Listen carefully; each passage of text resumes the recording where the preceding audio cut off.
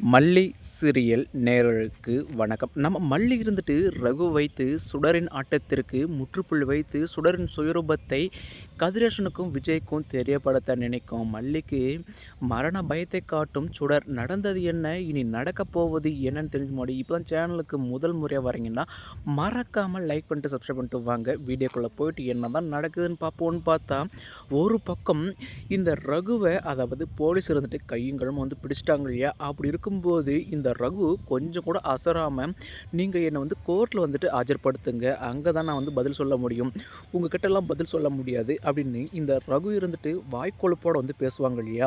அப்படி இருக்கும்போது நல்ல தம்பி போலீஸ் வேற ரொம்ப நேர்மையானவர் இல்லையா. அப்படி இருக்கும்போது ஏண்டா நீ இந்த அளவுக்கு பேசுகிற, நீ போயும் ஒரு ரவுடி, அதுவும் பணத்தை அடுத்தவங்க வீட்டில் கொள்ளடிச்சவன், நீ யார் மூலியமா அந்த வீட்டிலேருந்து கொள்ளடிச்ச, அதை சொல்ல போகிறீங்களேன்னு கேட்கும்போது உங்ககிட்டலாம் சொல்ல வேண்டிய அவசியமே கிடையாது அப்படின்னு இவன் ரொம்பவே திமிராகவும் நக்கலாக பேசுவான் இல்லையா.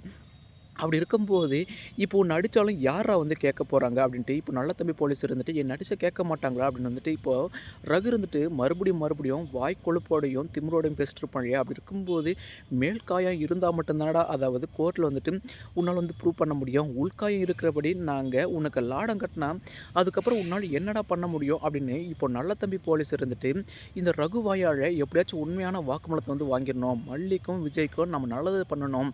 ஏன்னா நம்ம விஜயோட ஃப்ரெண்ட் இல்லையா நல்லத்தம்பி. அப்படி இருக்கும்போது நம்ம நல்லத்தம்பி போலீஸ் இருந்துட்டு எவ்வளவோ முயற்சி பண்ணுவாங்க, ஆனால் அவன் வாயால் உண்மை வாங்குறதுக்கு முன்னாடி இந்த சுடர் இருந்துட்டு ரகுவை எப்படியாச்சும் ரிலீஸ் பண்ணி ஆகணும். ஏன்னா ரகு இருந்தால் தான் நமக்கு பக்கபலமாக இருக்கும். ரகு போலீஸ் ஸ்டேஷனில் கஸ்டடியில் இருக்கிற வரைக்கும் ஏதாச்சும் நம்மளை பற்றின அதாவது உண்மையை போலீஸ்கிட்ட சொல்லிட்டா நம்மளுடைய சுயரூபம் எல்லாமே நம்மளுடைய வண்டவாளம் எல்லாமே தண்டவாளத்தில் ஏறிடும். அதுக்கப்புறம் கதிரேசன் நம்மளை கொலை பண்ண கூட தயங்க மாட்டான். அவனுடைய பொண்ணு இல்லைன்னு தெரிஞ்சிச்சுன்னா அதுக்காக ஏதாச்சும் ஒன்று பண்ணி ஆகணும்.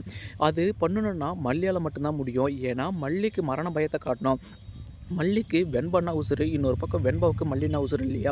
அப்படி இருக்கும்போது இந்த சுடர் தன்னுடைய சுயரூபம் தெரியக்கூடாது அப்படின்ற ஒரே விஷயத்துக்காக சின்ன பொண்ணு வெண்பான்னு கூட யோசிக்காமல் மறுபக்கம் வெண்பா வச்சு இப்போ மல்லிக்கு மரண பயத்தை காட்டுறாங்க. மல்லி ரகு வெளியே வரணும் அப்படின்னு சொல்லும்போது அதெல்லாம் முடியாது, நீ யாருன்ற விஷயம் விஜய்க்கும் சரி கதிரேஷனுக்கும் சரி தெரிஞ்சே ஆகணும். இது வரைக்கும் உன்னுடைய சுயரூபத்தை வெளிக்கொண்டார எவ்வளோ முயற்சி பண்ண, ஆனால் இப்போது ரகு மாட்டிக்கிட்டான் இல்லையா. எப்படி ரகு உண்மையாக சொல்ல போகிறான், ரகுவெல்லாம் உண்மை சொல்ல மாட்டான்.